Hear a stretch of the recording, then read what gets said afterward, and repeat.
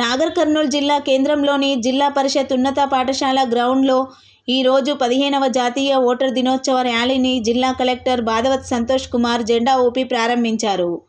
ఈ ర్యాలీ అంబేద్కర్ చౌరస్తా కొరకు నిర్వహించారు. అనంతరం జాతీయ ఓటర్ దినోత్సవాన్ని ఉద్దేశించి కలెక్టర్ ప్రసంగించారు.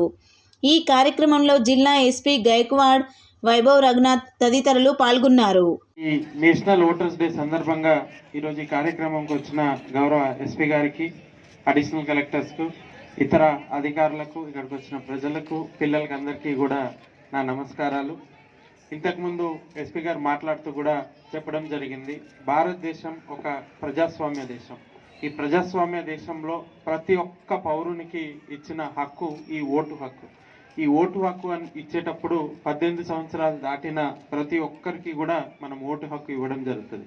ఇందులో పేద, ధనిక, కుల, మత ఎటువంటి తేడాలు ఉండవు. అమ్మానికైనా ఒకటే ఓటు హక్కు ఉంటుంది, మనకైనా ఒకటే ఓటు హక్కు ఉంటుంది.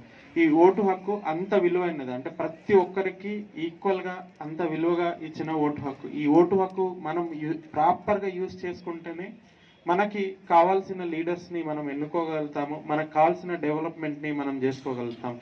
అట్లే కానీ నేను ఒక్కరిని పోకపోతే ఏమవుతుంది, మేమిద్దరం పోకపోతే ఏమవుతుంది అని చూసుకుంటే ఒక్క ఓటుతోని ఎమ్మెల్యేస్ ఓడిపోయిన ఎమ్మెల్యేస్ కావచ్చు, ఎంపీస్ కావచ్చు, సర్పంచ్ కావచ్చు, ఎవరైనా ప్రజాప్రతినిధులు ఓడిపోయిన సందర్భాలు ఉన్నాయి, గెలిచిన సందర్భాలు. ప్రభుత్వాలు కూడా ఒక్క ఓటుతోనే అటు ఇటు అయిన సందర్భాలు ఉన్నాయి.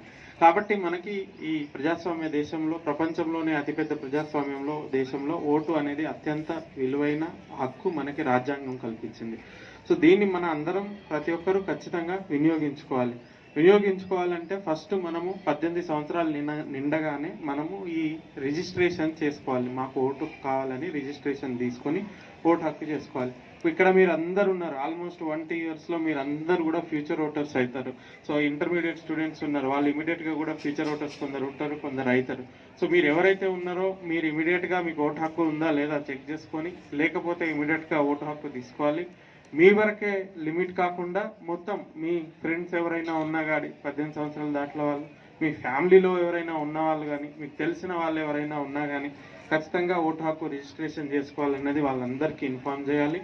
అదేవిధంగా మనకి ఎటువంటి ఎలక్షన్స్ వచ్చినా, పంచాయతీ ఎలక్షన్స్ కావచ్చు, లేకపోతే అసెంబ్లీ ఎలక్షన్స్ కావచ్చు, పార్లమెంట్ ఎలక్షన్స్ కావచ్చు, మనం ఓటు వేసేటప్పుడు ఎటువంటి ప్రలోభాలకు లోన్ కాకుండా, ఎవరైనా డబ్బు ఇస్తున్నారు, ఎవరైనా వేరేది ఏమైనా ఇస్తున్నారు, అటువంటి ఎటువంటి ప్రలోభాలు లేకుండా స్వేచ్ఛగా మనకు కావాల్సిన లీడర్ని, మనకు కావాల్సిన వ్యక్తిని మనం ఎన్నుకునే విధంగా చేసుకోవాలి. మీరు కూడా మీ తల్లిదండ్రులకు కానీ, మీకు తెలిసిన వాళ్ళకి కానీ అదే విధంగా తెలియజేయాలి.